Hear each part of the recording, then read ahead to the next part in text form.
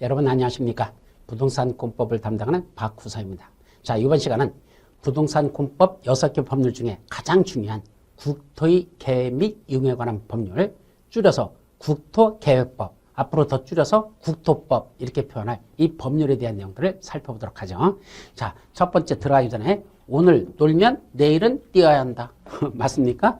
예, 오늘 놀면 내일은 뛰어야 된다. 자, 이 말은 우리 특히 학원에서 오프라인 강의를 듣는 분들은 어쨌든 아침에 10시에 거기 학원에 도착해가지고 죽이 되든 밥이 되든 하여튼 2시 끝날 때까지는 수업을 들으시는데 이 동영상 인터넷이라는 건 시간을 딱 정확해서 맞추는 게 아니고 내가 듣고 싶을 때 듣고 말 때 맞고 이런 게 많잖아요. 특히 방송 강의도 내가 그 시간에 맞춰서 들어야 되는데 그 시간이 만만치 않습니다. 그러다 보니까 중간에 듣다 또 전화하면 또 전화하다 보면 또 이게 끊어지고 이런 식으로 해서 공부를 제대로 못하는 경우가 있습니다.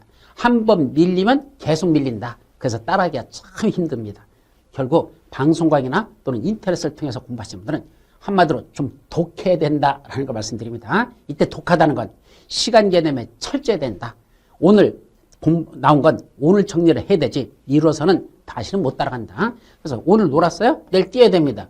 그럼 내일도 놀으면 어떻게 되죠? 다음에는 날아다녀야 됩니다. 말이 안 되죠. 불가능해지죠. 그래서 한번 밀려버리면 진도가 그다음부터는 포기 단계로 가기 때문에 한 번 시작했으면 끝나지 않도록 이건 밀리지 않도록 그때그때 강의를 잘 따라가는 거 이것이 중요하다는 걸 먼저 말씀드리면서 오늘 내용 들어가도록 하죠. 자, 그럼 국토위계 및 이용하는 법률 전체적인 한번 법률 체계들을 보도록 합니다. 자, 어떤 식으로 이 법은 만들어져 있을까요? 첫째는 용어정의가 약 20, 원래는 2개가 나와요. 용어정의가 전체가. 자, 몇 개가 나온다? 22개. 그래서 용어정의가 22개가 나오는데 여러분들 현재 교재는 21개만 들어있습니다. 나머지 하나는 암기하고 자식할 내용이 아니기 때문에 그건 아예 써놓지는 않았어요. 그래서 21개에 대한 용어들이 쭉 나오고 그 중에 중요한 용어들에 관한 게 이런 것들이 있다라고 되어 있죠.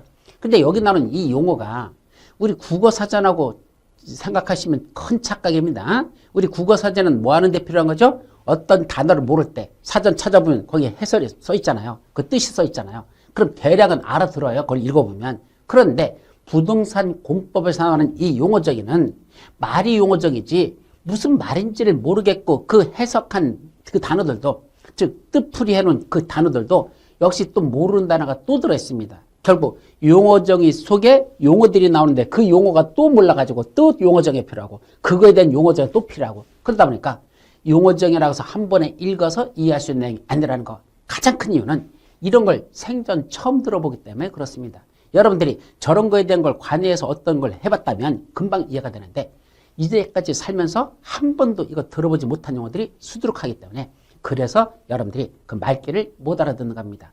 그래서 이건 한 번만의 내용이라 암기할 수 있는 게 아니고 그냥 진도가 나가면서 개념 정리라고는 해놨는데 그걸 잘 이해를 못해. 그럼 저 뒤에 진도 나가다 보면 거기서 또 그 용어들이 다시 정확하게 나와요. 그러면 아 이런 말이구나 그런 뜻이구나 라는 건 뒤에서 이해가 되는 게 훨씬 더 많기 때문에 용어 정의는 어떤 단어들 구성되는지 그 용어들 하나하나를 중심적으로 일단 정리했다가 세부적인 건 저 해당되는 파트에 나왔을 때 거기서 그 용어를 정확하게 숙지하는 게 더 중요하다고 말씀드리죠. 자, 본론 내용은 크게 보면 2가지예요. 먼저 행정계획을 수립하고 그 다음에 개발에 하는 거 함부로 하지 말라. 2가지죠.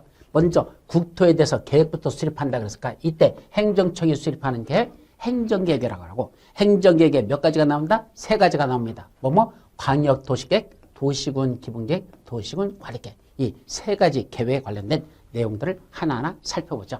그 중에 첫 번째 광역도시계획이란 넓은 지역에서 수립하는 도시계획 이런 말이죠. 이때 넓다라는 이 계획을 수립하는 구역 넓다는 게 어디서 어디까지일까? 이 구역을 먼저 정하는데 그 구역을 뭐라 부른다? 광역계획권이라고 부르고 그 광역계획권을 먼저 지정해 놓고 넓은 지역을 먼저 지정해놓고 그 안에서 무슨 계획을 수립한다? 광역도시계획을 수립합니다. 결국 광역도시계획에 관한 내용을 살펴보는 건 2가지로 나눠서 본다. 광역계획권 지정, 그 안에서 광역도시계획 수립 이런 내용들을 살펴보죠. 자, 2번째 도시군 기본계획. 이 도시군 기본계획은 광역자가 빠졌잖아요. 그럼 어디서 수립한다? 원칙적으로 자기 관할구에서 수립하는 겁니다. 자기 관할구역을 장차 이런 식으로 했으면 좋겠다는 희망사항을 계획으로 미리 수립합니다. 자, 여기는 어디죠? 서울특별시라는 하나의 관할구역이죠. 그럼 서울특별시를 장차 어떤 식으로 발전시켰으면 좋겠는지 그 미래종합청사전을 지금 미리 만들어 두는데 그 계획을 도시군 기본계획으로 하죠. 그러면 광역도시계획과 도시군 기본계획의 공통점은 지금 당장 어디에다가 뭘 하겠다라는 구체적인 계획이 아니라 장차 이런 식으로 했으면 좋겠다는 희망사항만 계획으로 수립한 장기발전 방향을 제시하는 계획들입니다. 그러다 보니까 장기발전만 제시했다고 발전이 되는 건 아니잖아요. 그렇게 하기 위해서는 여기다가는 뭘 해야 되고 여기다가는 뭘 해야 되고 여기다가는 뭘 해야겠다는 구체적인 실천 계획이 필요한데 그 구체적인 실천 계획을 뭐라 부른다? 도시군 관리계획이라 이런 뜻이죠. 따라서 장기 계획을 먼저 수립해놓고 그걸 실천하기 위한 구체적인 계획, 도시군 관리계획을 수립합니다.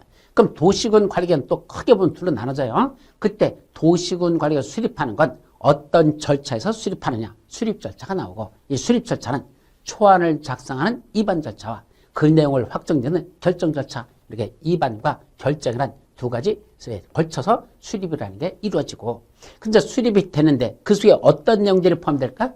도시군 관리계획으로 수립하는 건 아무거나 막 수립하는 게 아니라 이런 내용들만 수립한다. 용도지역, 용도지구, 용도구역에 관한 거, 기반시설에 관한 거, 도시개발사업에 관한 거, 정비사업에 관한 거, 지구단위 계획이나 지구단위 계획 구역에 관한 거, 이런 것들만 도시군 관리계획으로 수립하는 내용이 들어있다. 그래서 그것들이 하나하나가 뭔지는 다시 진도가 나가면서 설명드리도록 합니다. 자, 크게 두 번째, 그러면 계획에 수립됐으면 그 계획에 맞춰 국토를 이용하거나 개발하거나 보전하자. 그 중에 제일 중요한 게 함부로 개발하지 말라는 얘기입니다. 개발이 잘못돼버리면 무슨 개발이 되죠? 난개발. 한번 난개발해오면 그걸 수정한다는 건 거의 불가능에 가깝습니다. 엄청난 비용이 많이 들죠. 환경 같은 게 오염된 거 다시 그 오염을 제거해 보십시오. 오염시키는 데 들어간 비용보다도 몇십 배, 몇백 배 돈이 더 들어갑니다. 한번 난개발해 온 건 다시 수정한다는 건 거의 불가능하다는 뜻이죠. 그래서 개발할 때 함부로 하지 말랍니다. 뭐 받고 하랍니까? 허가 받고 하랍니다. 그래서 개발이 허가가 하는 게 쫙 나오죠. 그 중에 세 번째 내용 보면 개발행위 허가 받으라고 첫 번째 뭐가 나올까? 누구한테 허가 받지? 허가권자가 나와야 되겠죠. 두 번째, 어떤 개발행위가 허가 대상이지? 허가 대상 개발행위. 이런 것들 건축물의 건축, 공작물의 설치, 토지의 형질 변경, 토사의 채취, 토지 분할, 물건을 쌓는 행위. 요 6가지는 행위를 할 때는 허가 받아라. 그런 게 허가 대상이다. 그 중에 경미한 건 허가 받지 아니한다. 그게 이번 33회 때 시험 문제 났던 거고. 그다음에 허가 기준. 즉 허가 대상이 된다 했을 때 허가 받으러 가려면 허가권자가 허가 내줄 때 자기랑 친하면 허가 내주고 안 친하면 허가 안 내줄까요? 그럼 안 되잖아요. 객관적으로 이러이러한 기준에 맞으면 허가 처분하고 이러이러한 기준에 안 맞으면 불허가 처분하라는 허가 기준을 법에서 명시하고 있습니다. 그 허가 기준이 어떤 것들이 있을까 살펴봐야 되겠죠. 그 다음에 네 번째로서는 허가 절차. 자, 내가 이런 행위를 하려고 하는 걸 벌써 가서 법에 찾아서 허가 기준을 봤더니 허가 기준에 맞아. 그럼 허가 받을 것 같아. 그럼 뭐 해야 되죠? 당연히 허가 신청서부터 들어가는 그다음부터 허가 받는 절차가 어떻게 이루어지냐. 허가 절차가 있겠죠.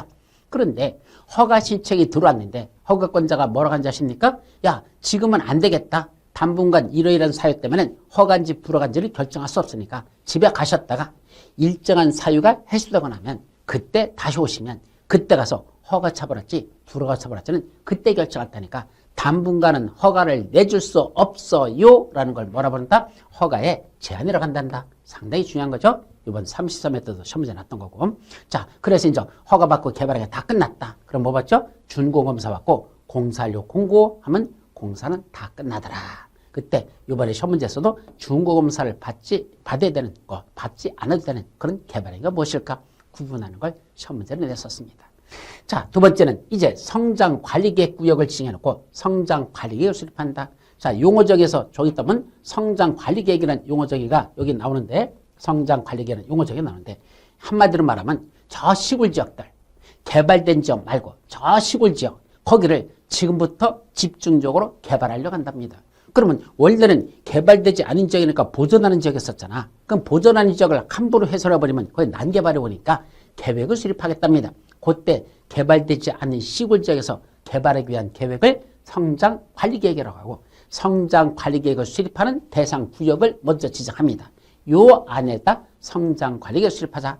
그런 구역을 뭐라고 한다? 성장관리계획 구역이라고 하죠. 그래서 성장관리계획 구역을 먼저 지정해놓고 그래서 성장계획을 수립하는 거. 그래서 구역은 어떻게 지정하고 계획에는 어떤 내용이 들어있을까? 이런 것들을 살펴봅니다. 또 개발행위에 따른 기반시설 설치. 이게 뭐죠? 어디를 개발한다 그러면 그에 따라서 필연적으로 뭐가 필요하죠? 기반시설을 필요합니다. 자, 무슨 말이냐면 이때 기반시설이라는 건 사람이 살아가는데 꼭 필요한 시설을 보시면 돼요. 도로라든지 공원이라든지 학교 같은 이런 걸 사람이 살아가는데 꼭 필요한 시설. 그러면 여기다 아파트를 건설하는 우리 개발행위를 한번 하려고 하면 그 아파트 지으려면 뭐부터 있어야 됩니까? 아파트까지 들어가는 진입도로부터 내야 되겠죠? 도로 내야 됩니다. 또 주변에 학교 있어야 되죠? 공원 조성해야 되죠? 전기가스 통신 같은 각종 시설 들어가야 되죠? 이런 걸 무슨 시설? 한마디로 기반시설이라고 부르고 그런 기반시설 설치는 필연적으로 필요하다는 얘기죠. 개발행위를 하게 되면 필연적으로 기반시설 설치가 필요한데 여기가 기반시설 설치가 곤란한 지역이 있어요. 왜요? 이미 주변이 다 개발돼가지고 주변은 개발됐는데 여기다 아파트 3,000세대 지으려고 했더니 아파트 3,000세대 지으려고 했더니 문제는 차량이 3,000대가 늘어난다고 가정한다면 옆에 있는 도로들이 다녀야 될 도로가 넓어야 되는데 2차선밖에 안 된다는 얘기입니다. 그럼 아침에 출근 시간에 그 3,000대 차량이 쏟아져서 출근하려고 나오다 보면 그 좁은 도로에서 심각한 교통체증이 발생하죠. 그런 데는 안 되겠다. 야, 그럼 도로 넓히면 되잖아. 넓힐 수 있으려면 돈이 부족합니다. 왜요? 도로 넓힌다는 얘기는 이미 옆에 있는 그 빌딩들을 다 부시고선 도로를 넓혀야 되는데 그 보상비가 천문학적으로 들어가겠죠. 결국은 개발을 위해서 아파트 3,000세대 짓는 개발에서 도로도 넓히고 공원도 만들고 학교도 지어야 되는데 그 설치하는 데 소요되는 비용이 너무 천문학적으로 들어가니까 결국 기반 설치가 곤란하다? 그럼 아파트 짓는 규모를 원래 법적으로 짓는 규모로 짓는 게 아니라 그보다 더 작게 지켜야 하자. 원래 짓는 규모보다 작게 지켜야 하는 걸 뭐라고 한다? 개발 밀도가 높아지지 않게 관리한다. 개발 밀도 관리구역. 한마디로 건물 여기는 작게 지으세요. 기반시설이 부족하니까 건물 크게 치지 마시고 작게 지세요. 이걸 개발 밀도 관리구역을 하자. 반면에 기반시설 부담구역? 자, 일단 시골에 이런 변두리죠. 여기 지금부터 여기를 개발한답니다. 그럼 여기는요. 건물도 없어요. 그죠? 지금부터 개발이 시작되거든. 그러다 보니까 도로도 없어요. 공원도 없어요. 학교도 없어요. 각종 시설들이 없다는 얘기입니다. 어떻게 됩니까? 그런 걸 설치하면서 개발이 이루어지죠.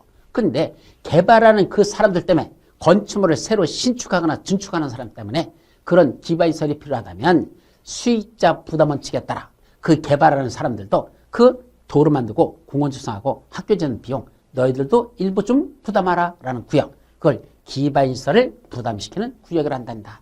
지금부터 개발이 시작되는 지역인데 기반시설이 부족해요. 근데 개발로 인해서 기반시설이 필요한 거니까 개발하는 사람들에게 기반시설을 좀 부담시키는 구역. 기반시설 부담구역. 이런 것들이 바로 개발과 관련돼서는 이런 내용들이 쭉 나온다. 그리고 이제 마지막 타인의 토지를 출입할 때 함부로 출입하지 말래요. 또 일정한 권한을 주었다가 그 권한이 속임수나 부정한 방법으로 받은 게 나중에 판명됐을 때 그 권한 준 걸 취소시켜버리는데 권한 취소하기 전에 불러다 놓고 야, 너 왜 그 짓 했니? 라고 들어보는 절차를 청문 절차를 하겠단다. 그래서 타인의 토지에 출입할 때 어떤 절차에서 출입해야 되고 또 어떤 권한을 주었던 걸 나중에 회수시켜서 취소시켜버릴 때 그냥 무대뽀로 취소하는 게 아니고 불러다 놓고 한번 들어본 후에 그 다음에 취소라는 절차를 거치는 청문 절차를 하겠단다. 이런 것들이 국토위계미 의원법 법률에서는 이런 내용들을 다룬다. 여기까지가 이제 전체적인 체계죠.